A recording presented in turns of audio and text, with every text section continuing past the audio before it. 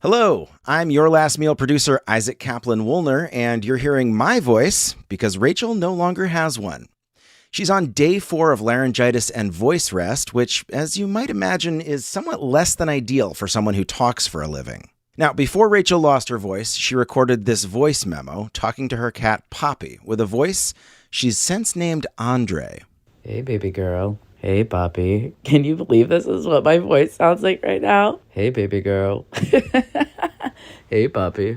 Since Rachel wasn't able to record a new episode, we're bringing you a replay of one of her all-time favorites from a couple years back, a conversation with SNL alum Julia Sweeney. Hopefully, we'll be back with a brand new episode next Thursday. And if you want to read more about Rachel's involuntary vow of silence, she wrote about it at rachelbell.substack.com.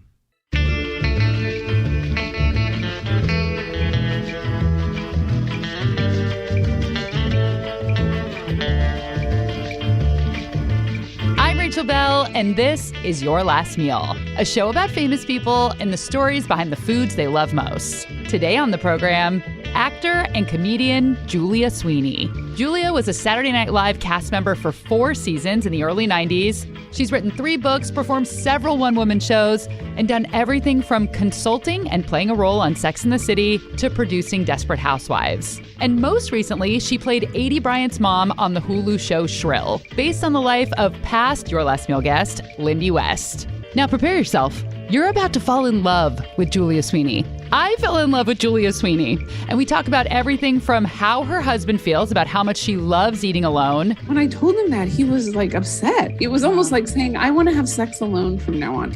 It's like, what? To the gift she gave herself for a recent birthday. On my 60th birthday, so now I'm 62, almost and a half, I decided I was never going to diet again. We'll also learn the origin story of one of Canada's favorite desserts, the Nanaimo bar. Julie and I talked about all sorts of things that I couldn't quite find a place for in the episode. So stick around after the end credits for a particularly robust blooper segment where we talk about everything from Quentin Tarantino to hot dog buns. And now, without further ado, my conversation with Julia Sweeney.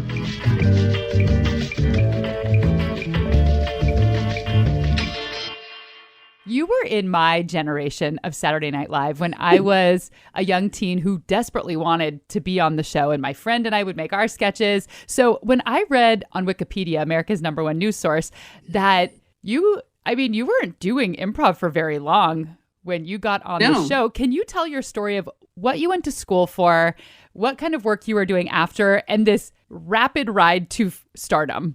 Yeah. Why did I even get on that show? I asked myself that question. I loved movies so much in college, even though I got a degree in economics, but I loved movies most of all. And I came to LA to be in show business somehow, not as an actor. And I came and I got a job as an accountant at Columbia Pictures, and I really loved it. And I thought everyone in town would talk about movies day and night. And it turns out, no, it's a company town. Like, it may as well have been Kaiser Aluminum in Spokane. Like, it's just the local people. And that was upsetting.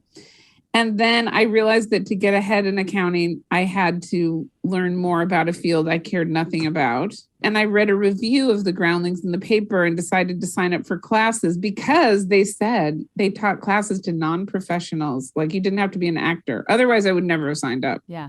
And within a few classes, I knew I wanted to change my life and be in comedy because I had always been funny, but I didn't have any understanding of how to organize my funniness into something that was useful or saleable to others. And the Groundlings kind of showed me how to do it. It didn't happen right away, but a few years later, I got on Saturday Night Live, so it worked out. Wikipedia said it was 1 year after you started with the Groundlings just taking classes. Is that true? No, it wasn't really. It was more like 2 years. And also, there was journey. 2 years before that where I took classes. Okay. So you get into the Sunday company, that's like their farm team, and then you get asked to be in the main company. So I did the Sunday company for a year, but that was after 2 years of taking classes. But still, people wait their whole lives for this, and you just took classes. I know. For a couple years. It was it's really incredible. Well, of course, I was a comic genius. That helped. And I was incredibly lucky, even though I'm not trying to put myself down. I think I was good, and I think I was good for the show, and I liked it. But when I see people now who get on, they're way more advanced than me. Like, I never really cared that much about sketch comedy. Like I would watch movies in my dressing room while the show was going on. Like I didn't watch it when I left, compared to, say, Lorraine Newman, who's a pretty good friend of mine. She is such a hardcore comedy person. She knows everybody's coming up. She goes to every theater. Like she watches it all. She goes to sketch comedy festivals in San Francisco. Like I would never do that. I just don't care about it that much. I don't know what that means about me, but that's what the truth is. So when you were doing it, did you enjoy doing it? You just don't really enjoy consuming it? Oh, no, I loved it. I loved doing it. I loved getting better at it. Every Monday for decades. And even today, Saturday Night Live creator and producer Lorne Michaels would take that week's celebrity guest host out to dinner. With a group of actors, one of the main character, of the main cast. Main cast. You're like, this is going to be a long interview. Oh, I'm into it. And there were a few people he always asked to go. You know, comedians are mostly crazy people and they're very unpredictable. And you can't invite everyone even to a dinner. Okay. Yeah. So for whatever reason, I would say over the 4.5 years that I was there, I'm sure I went to 80% of those dinners, maybe really 90%. So he always asked me, and I think it's because I was a good listener. I was also pretty smart about what was going on in the world or other things. And he didn't like talking about show business, Lorne. So you had to have other things to talk about. So Al Franken was the other one. So we were always there, me and Al. Mm-hmm. So that was like this privileged thing where you get to see a person, often huge star, sit at a dinner with them with, say, 5 or 6 or 7 people at the dinner. And we always sat at the same table that was round so we all could see each other. Were you always going to the same restaurant? Yeah, and we always went to Orso. There was like a standing reservation. When there was a show on Saturday, Lorne had this reservation. And Orso's Italians. Like I had never heard of Broccoli Rob. And I was really pretty provincial, I would say, going to New York. And also not used to being around wealthy people in fancy restaurants. And for me, that was a fancy restaurant. It's not a super fancy restaurant now, I know. But for me, that was a big deal.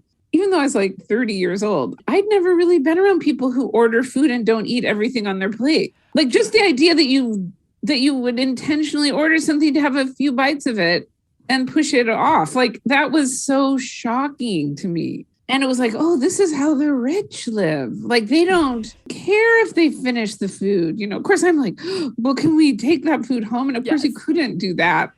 And then I also realized that you had to eat food that didn't make you look like an insane person. Like if you ate spaghetti, I was going to get spaghetti sauce all over. You had to cut it up somehow. Or like I was saying, the penne is the thing. The whole thing goes in your mouth at once. You close your mouth. It was just really another world. That's how you learn to be an adult in the shadow of the country's biggest stars. I mean, who were an example of like some of the people you would have been having dinner with? I remember Sharon Stone, because I remember she told us about her IQ at dinner, which is very, very high, I guess. She's in Mensa. John Goodman. I'm just Alec Baldwin many times. Catherine O'Hara was one, which was, to me, that was the most exciting night of my life. I remember because we shared a car back to wherever she was staying. And it was like, I was like, I'm in a car with Catherine O'Hara. I'm in a car with Catherine O'Hara. Oh my God. See, my brain, all the nouns are gone. Rachel, this is what's going to happen to you. The nouns, the names, they go. I mean, there was like Nicole Kidman. Tom Cruise was one of the people we had dinner with. He was with her at the time. Well, you really learned about what it's like to be in the elite world of stardom. And yes, there would be crazy people for sure, but mostly they're just doing a job at an elite level. So like I remember Nicole Kidman, like she was careful about what she ate, but not crazy, not weirdly so.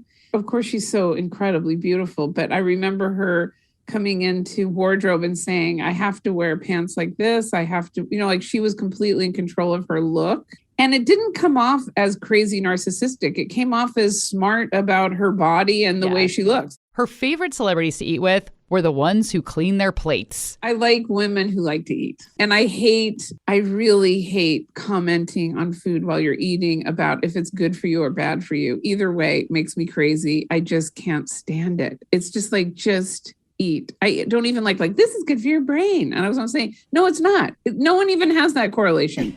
Like just Who told you that? And then I don't want to get in a fight with people. So I always like women who just eat with gusto. Mm-hmm. I was thinking of the Jonathan Richman song. She eats with gusto. Damn, I like it. Okay. But Julia has a complicated relationship with food and eating. For her 60th birthday, she gave herself a gift. What was that gift that you gave yourself? I decided I was never going to diet again. And I had been listening to a podcast called Food Psychology. It was a very anti-diet podcast. On my 60th birthday, so now I'm 62, almost and a half, I said, I'm never going to do this again. And I actually think if you can go back and live your life again, the one thing I would do is never go on a diet.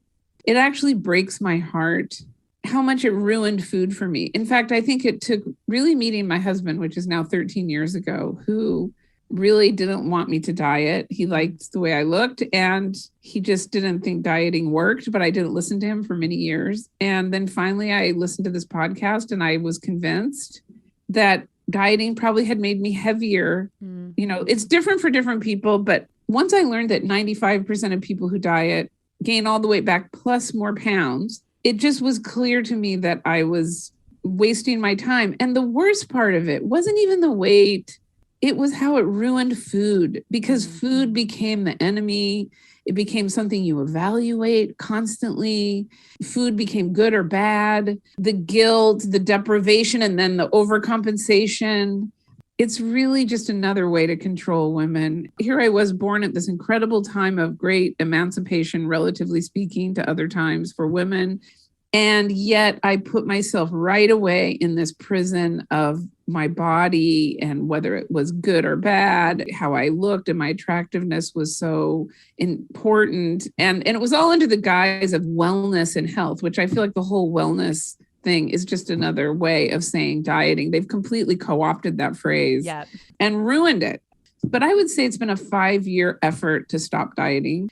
And I finally am starting to get to know myself as an eater without the dieting hanging over me. And, I'm probably one of my first diet when I was 10. So it's really been 50 years of dieting. And I've really learned about just enjoying food and also enjoying that I get sated. I only know to stop eating when everyone else has stopped eating. Like I don't have any sense of fullness. I just eat until it's socially unacceptable to keep eating. Me too. Okay. Like I'm just eating.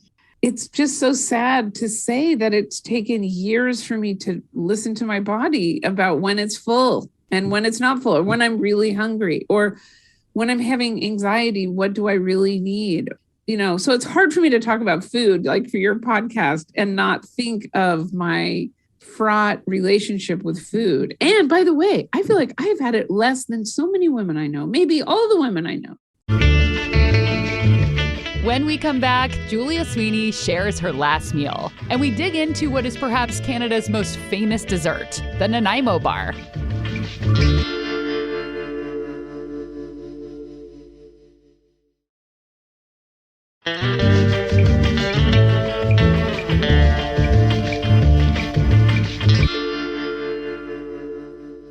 Okay, we're going to get to the big question of the show. What would your last meal be? Ooh.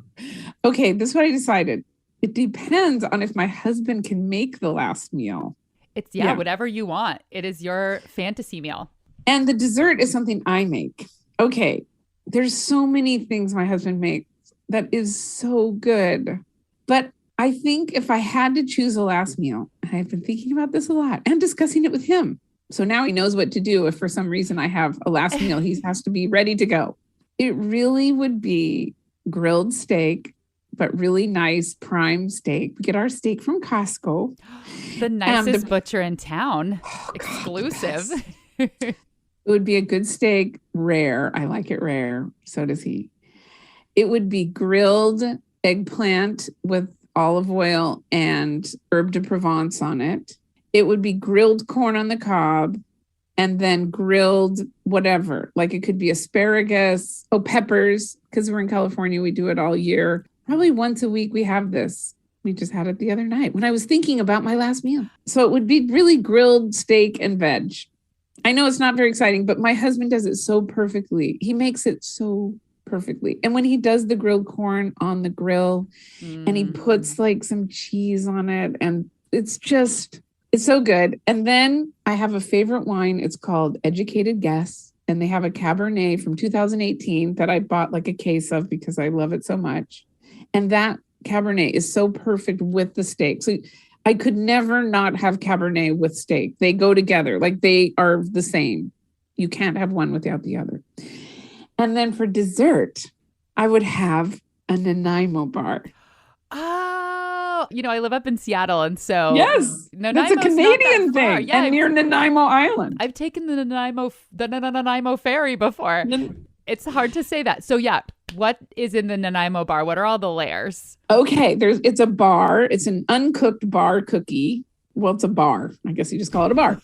The bottom, and I make it, and I have my way of making it. Okay, The bottom layer is graham cracker crumbs, butter, cocoa powder, and toasted dried coconut, and a couple of eggs. Did I say butter and butter? Butter's in every layer. Now I forgot about in the bottom layer, you put in either walnuts or pecans, chopped fine, very fine. So you make that first thing, and it's almost like the texture of sand.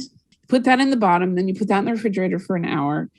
Then you're making the middle part. The middle part is butter, of course, powdered sugar, and this custard called bird's custard that you can only get from England. That's the thing that weirdly makes it the Nanaimo bar, even though my husband said this is just cornstarch with vanilla. But I order my custard powder from England, Bird's. And then that becomes this kind of light yellow layer on top of it. So you spread that all out, put it back in the refrigerator for another hour.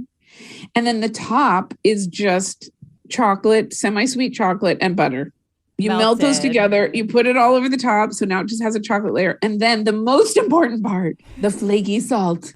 Ooh, and then you put flaky salt all over that. And then you put it in the refrigerator for another hour. So you can just do it all over a whole day. And then I cut it into little bars. And then I freeze the bars so they last, because I can make a huge pan of these. Yeah. And then they only take 5 minutes. You take them out and wait 5 minutes. But then my husband and I, on our trip to Joshua Tree, we realized you don't really have to freeze them. You can put them in the refrigerator and you don't even have to wait the 5 minutes. So now you can eat them all the time. Yes. So if I'm about to be executed, I have no reason to wait for the execution. If this is my last meal, I can just have the Nanaimo bar and go in and be executed. Oh my God, I love that. So where did the Nanaimo bar come from for you? Where did you have one for the first time? How did this enter your life? I learned Nanaimo bars in Spokane, Washington, where I didn't know the word Nanaimo. I didn't know that was an island. I didn't know it was a Canadian thing. I thought it was probably somebody named Nanaimo made a bar. And you could get it all over Spokane. Yeah, so it was like if you went to a bakery, you still can go to any bakery in Spokane at like Rosar's or anywhere. In the bakery, they have Nanaimo bars. I just thought it was something everyone had. Then I moved to LA and I noticed there was no Nanaimo bars anywhere. So then it became a treat when I went to Spokane. Then I finally decided to do some research and found out that somebody on Nanaimo Island came up with this bar. That's why it's called that. It has nothing to do with Canada, except it happens to be in Canada. Okay. And it became a huge thing in Canada. And now it's a big Canadian thing.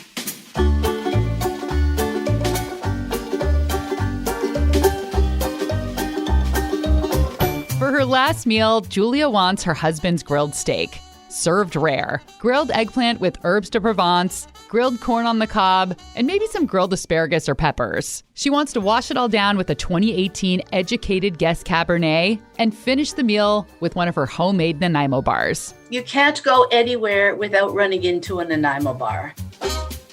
That's Joyce Hardcastle. I'm from Nanaimo, British Columbia.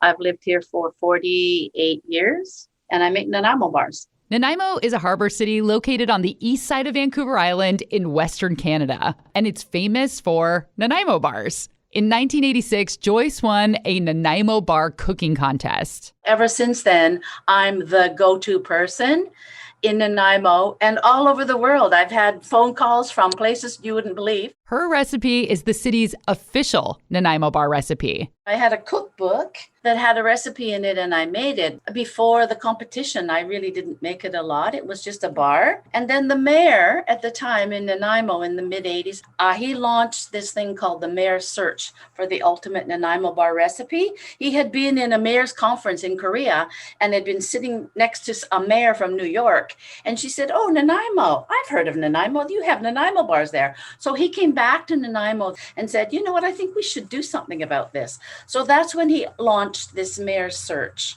for the ultimate Nanaimo bar recipe. And I won it. I won it because I'm kind of boring.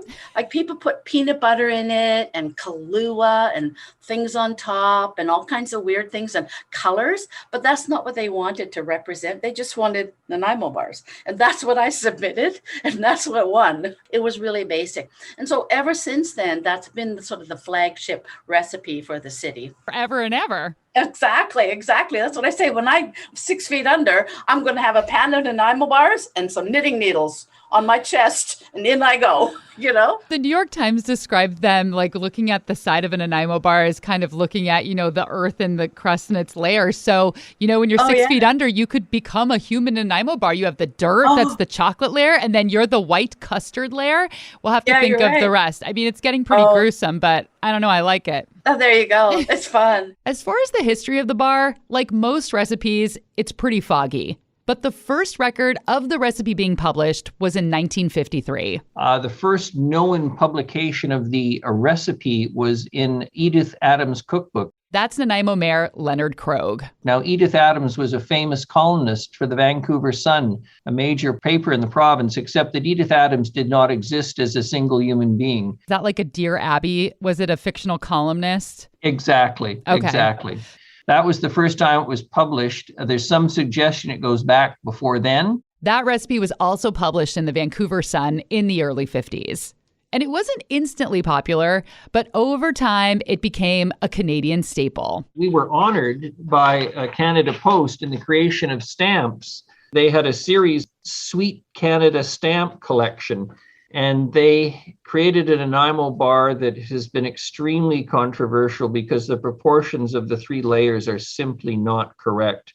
Very slight graham cracker wafer bottom with a very thick middle and a very thin top. And it created a certain amount of embarrassment for Canada Post. Indeed, I received an apology, and which I accepted gracefully. Mayor Krogh said the Obamas served Nanaimo bars at the White House during a dinner honoring Prime Minister Justin Trudeau. And if you're in the city, you can pick up a Nanaimo bar trail brochure and do a self-guided eating tour and visit more than 40 places serving versions of the Nanaimo bar. There's a restaurant called The Modern. They do a Nanaimo bar martini. There's another little place that does deep fried Nanaimo bars, vegan Nanaimo bars. Almost every bakery in the city sells Nanaimo bars. It's a huge, big thing. Even the major chain grocery stores in town that have in-store bakeries, etc., you will find Nanaimo bar in every one of them. Nanaimo bar is sold every bakery without question. It's just part of the city's culture. A spa called House of Kio, or maybe House of Kyo, does Nanaimo bar pedicures. I'm going to read you a little description from the website.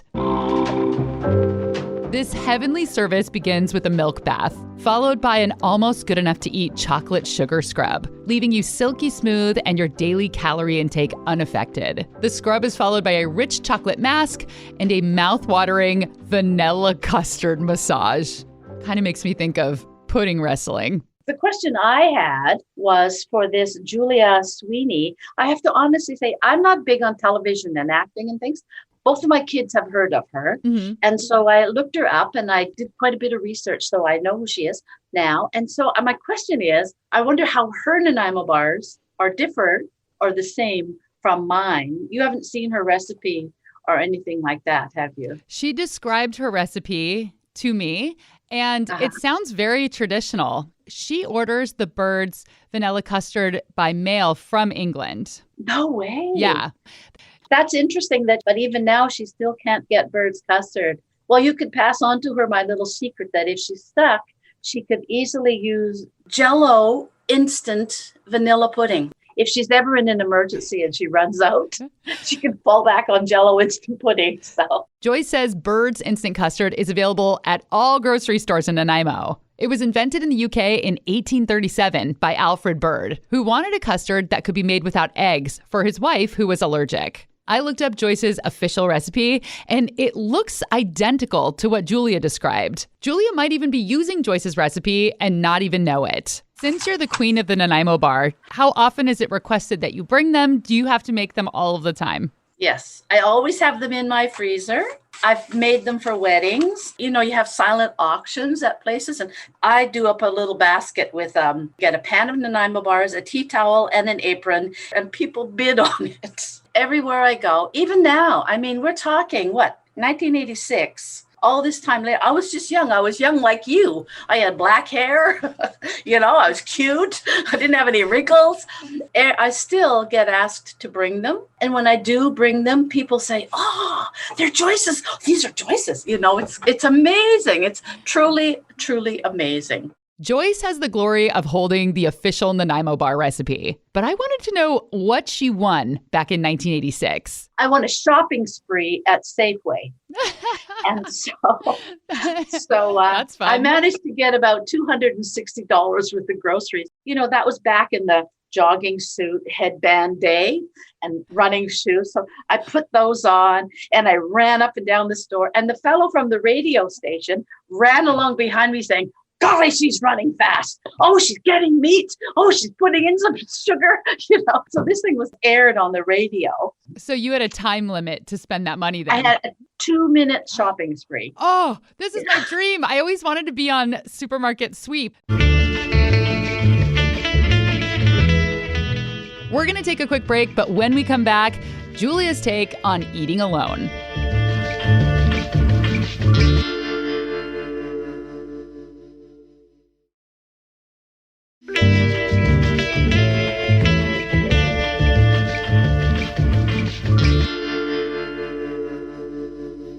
Julia Sweeney has written and performed several one-woman shows. How do you feel about eating alone at home or going out to eat? Oh, that's a whole thing. Okay, my husband can't stand to eat alone. I remember when we first got married. Oh, because we got married when my daughter was 8. He adopted her. We moved to Wilmette, this small town north of Chicago. And I was a housewife, basically. And I was really involved mom and Mulan's schedule and all of her every activities. And I remember saying, do you mind if we just don't have dinners as a family? And that might have been the first time I saw Michael cry. Aww. Like he was like, what do you mean? I go, I mean, I could just make what we have and then I could save some for you. And he go, like, I just eat it by myself. Yeah. And I go like, well, yeah.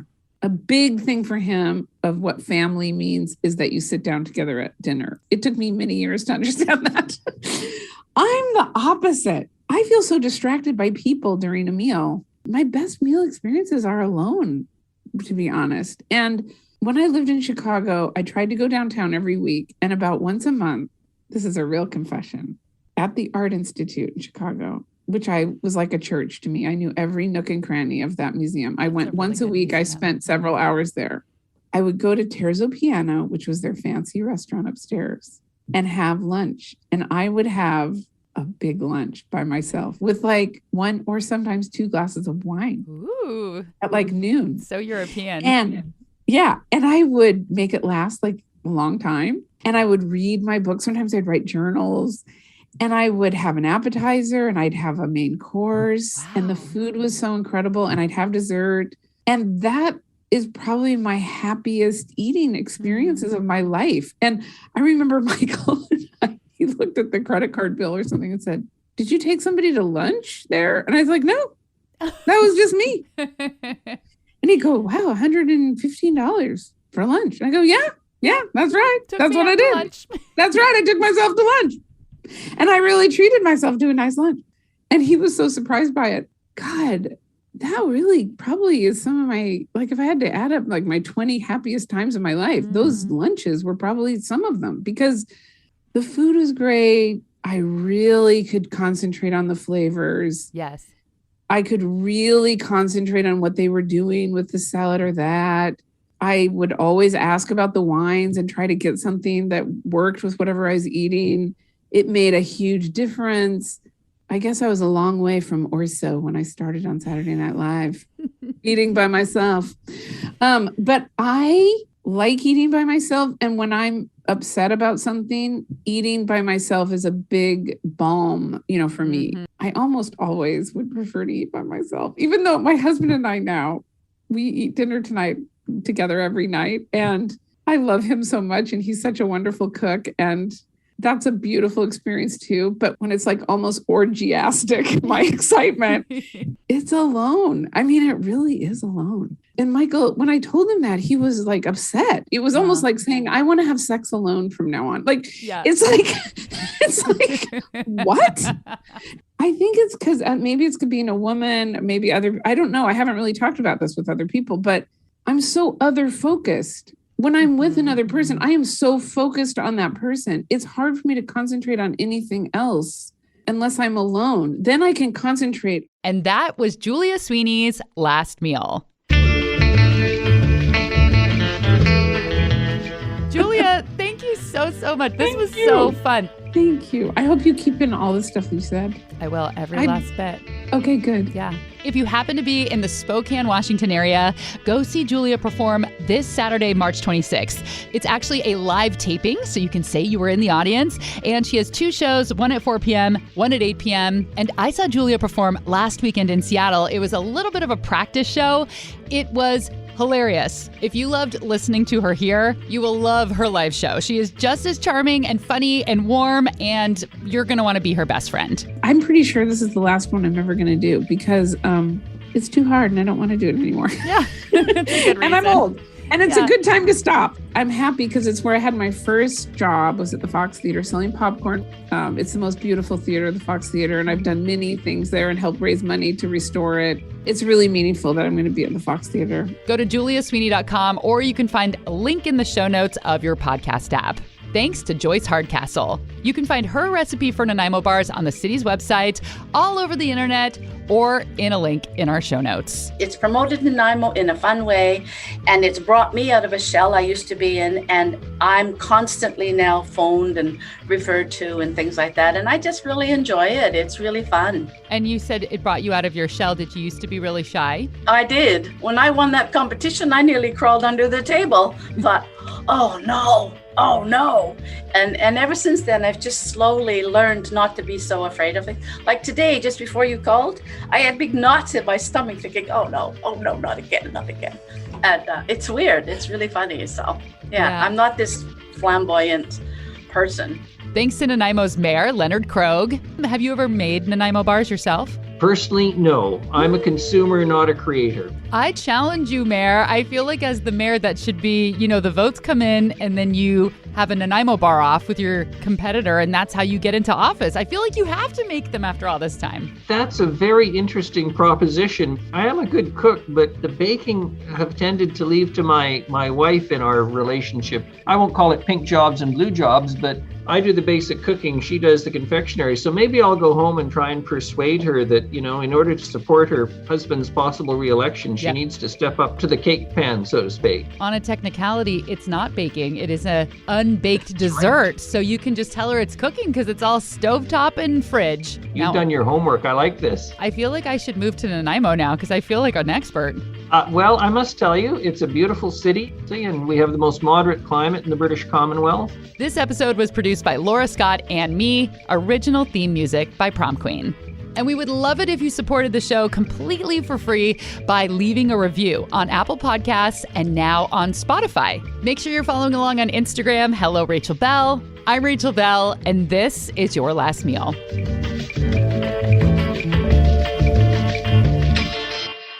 Anyway, yeah. Anyway. Nice. Guess what? I'm recording. It's working. So I saved that. You're awesome. I did it. Okay. You're a technological genius. Thank you very much. Okay. Have you ever just had a big glass of half and half? I used to drink the little things at the restaurant. Oh, you did? No, because can I just say it's good. You get sated from it. The fat in it really. I bet. And you feel taken care of. I brought the hot dog buns to the couch, and I did this thing that I liked to do when I was a kid. I would tear off pieces and squeeze them Yes. to make the bread real dense. And then I smear a little butter and ate it. And I ate 2 hot dog buns that way on the couch last night. No, I totally get it.